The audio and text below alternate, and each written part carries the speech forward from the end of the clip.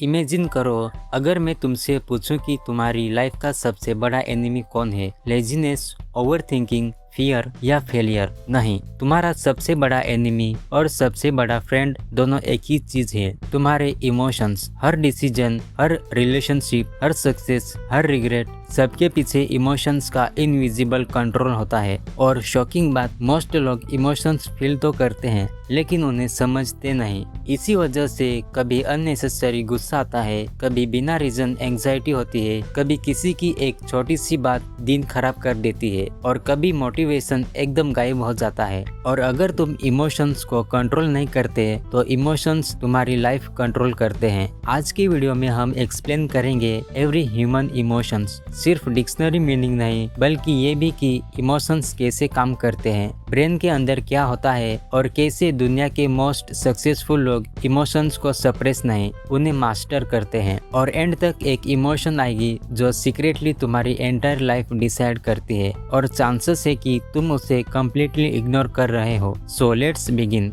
सबसे पहला इमोशन है फियर। लोग सोचते हैं फियर वीकनेस है, लेकिन रियलिटी फियर ने ह्यूमंस को थाउजेंड्स ऑफ ईयर सरवाइव करवाया। जब जंगल में शेर दिखता था, फियर एक्टिवेट होता था, हार्ट फास्ट बीट करता, बॉडी एड्रेनालिन रिलीज करती और सर्वाइवल मोड ऑन हो जाता था। प्रॉब्लम फियर नहीं है, प्रॉब्लम है मॉडर्न फियर। आज शेर नहीं, interview, exam, rejection, public speaking, social media judgement, ये सब तुम्हारे ब्रेन के लिए ऑलमोस्ट सेम थ्रेट लगते हैं, इसलिए बॉडी सेम रिएक्शन देती है। इंटरेस्टिंग ना? और यही वजह है कि कभी कभी प्रेजेंटेशन देने से पहले ऐसा लगता है जैसे बोर्ड एग्जाम और ब्रेकअप एक साथ हो गया हो। लेकिन फियर का अपोजिट कवरेज नहीं होता। फियर का अपोजिट है एक्शन। जितना एक्शन लोगे उतना फियर श्रिंक होता जाएगा। और अब आता है एक इमोशन जो फियर से भी ज्यादा डेंजरस है, एंगर। गुस्सा सबको आता है, लेकिन गुस्सा एक्चुअली होता किस लिए है? एंगर तब आता है जब तुम्हारा ब्रेन फील करता है कि कोई बाउंड्री क्रॉस हुई हो,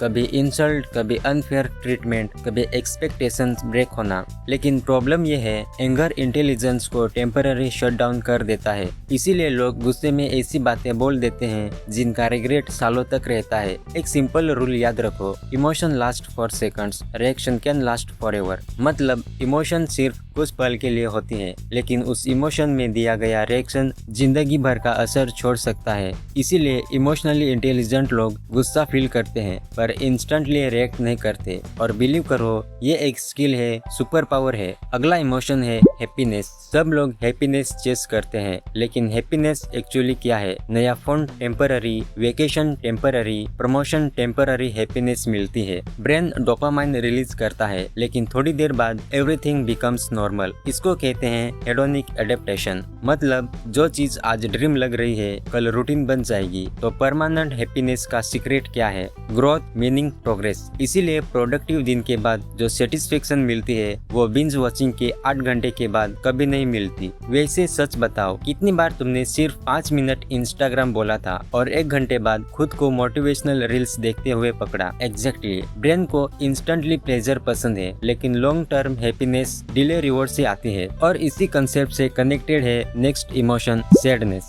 लोग सैडनेस से भागते हैं, लेकिन सैडनेस एनिमी नहीं है। सैडनेस एक सिग्नल है, वो सिग्नल जिसमें कुछ इम्पोर्टेंट लॉस हुआ हो, रिलेशनशिप, अपॉर्चुनिटी, एक्सपेक्टेशन या आइडेंटिटी। अगर सैडनेस ही ना होती तो हीलिंग भी नहीं होती। रिसर्च भी बताती है कि इमोशनल पेन और फिजिकल पेन ब्रेन के सिमिलर एरियाज एक्टिवेट करते हैं। इसीलिए हार्ट ब्रेक लिटरली हर्ट करता है। लेकिन यहाँ एक ट्विस्ट है, सैडनेस को इग्नोर करोगे वो डिप्रेशन बन सकती है, सैडनेस को समझोगे वो विजडम बन सकती है। डिफरेंस सिर्फ अवेयरनेस का है। और अब आता है इमोशन जो दुनिया के ऑलमोस्ट हर इंसान को सीक्रेटली ड्राइव करता है, लव। लव सिर्फ रोमांस नहीं है, लव अटैचमेंट है, कनेक्शन है, बिलोंगिंग है। पेरेंट्स, फ्रेंड्स, मेंटर्स, पर्पस, सब लव के डिफरेंट फॉर्म्स है। ह्यूमन ब्रेन कनेक्शन के बिना सर्वाइव नहीं करता। इसीलिए लोनलीनेस को स्मोकिंग जितना हार्मफुल माना जाता है, लेकिन जितना पावरफुल लव है उतना ही डेंजरस भी। ब्लाइंड लव डिसीजन को क्लाउड कर देता है, हेल्दी लव ग्रोथ देता है, अनहेल्दी लव आइडेंटिटी डिस्ट्रॉय कर देता है। डिफरेंस समझना जरूरी है, क्योंकि नेक्स्ट इमोशन इसी से बॉर्न होता है। जलसी सब फील करते हैं, बस एक्सेप्ट नहीं करते। जब तुम किसी और की सक्सेस देखते हो, ब्रेन कंपैरिजन स्टार्ट करता है और कंपैरिजन से जलसी जनरेट होती है। लेकिन जलसी दो तरह की होती है, एक जो तुम्हें टॉक्सिक बना देती है, दूसरी जो तुम्हें इम्प्रूव करने की एनर्जी देती है। क्वेश्चन जलसी नहीं है, क्वेश्चन है तुम उस एनर्जी को यूज कैसे करते हो। शेम एंड गिल्ट, ये दोनों सेम लगते हैं पर कम्प्लीटली डिफरेंट है। गिल्ट कहता है मैंने गलत काम किया, शेम कहता है मैं ही गलत हूँ, और यही डिफरेंस लाइफ चेंज कर देता है। गिल्ट इम्प्रूव कर सकता है, शेम इंसान को तोड़ सकता है। इसीलिए अपनी मिस्टेक्स को आइडेंटिटी मत बनाओ। मिस्टेक एक इवेंट है, तुम्हारी पर्सनैलिटी नहीं। और फाइनली सबसे अंडररेटेड इमोशन जो तुम्हारे फ्यूचर सक्सेस डिसाइड करती है, क्यूरियोसिटी हर इन्वेंशन, हर डिस्कवरी, हर इनोवेशन एक सिंपल क्वेश्चन से स्टार्ट हुई, व्हाट इफ। क्यूरियस लोग स्मार्टर इसलिए नहीं होते, वो स्मार्टर बन जाते हैं क्योंकि वो क्वेश्चंस पूछते रहते हैं। और जब क्यूरियोसिटी और डिसिप्लिन कंबाइन हो जाए तो ऑर्डिनरी इंसान एक्स्ट्रा ऑर्डिनरी बन सकता है। अब एक सेकंड के लिए सोचो, fear, anger, love, sadness, jealousy, happiness, curiosity, इनमें से कोई भी इमोशन गुड या बैड नहीं है। इमोशन सिर्फ इंफॉर्मेशन है, तुम्हारा ब्रेन तुम्हें मैसेज भेज रहा होता है। क्वेश्चन ये नहीं है कि इमोशन क्या है, क्वेश्चन ये है तुम उस मैसेज को समझते हो या बिना सोचे रिएक्ट कर देते हो। सक्सेसफुल लोग इमोशनलेस नहीं होते, वो इमोशनली अवेयर होते हैं। और जिस दिन तुम इमोशंस को ऑब्जर्व करना स्टार्ट कर दोगे, उस दिन इमोशंस तुम्हें कंट्रोल करना बंद कर देंगे। और शायद इसीलिए रियल सेल्फ इम्प्रूवमेंट जिम से नहीं, बुक से नहीं, हैबिट ट्रैकर से भी नहीं, सबसे पहले अपने इमोशन को समझने से स्टार्ट होती है। Because the person who masters emotions eventually masters life.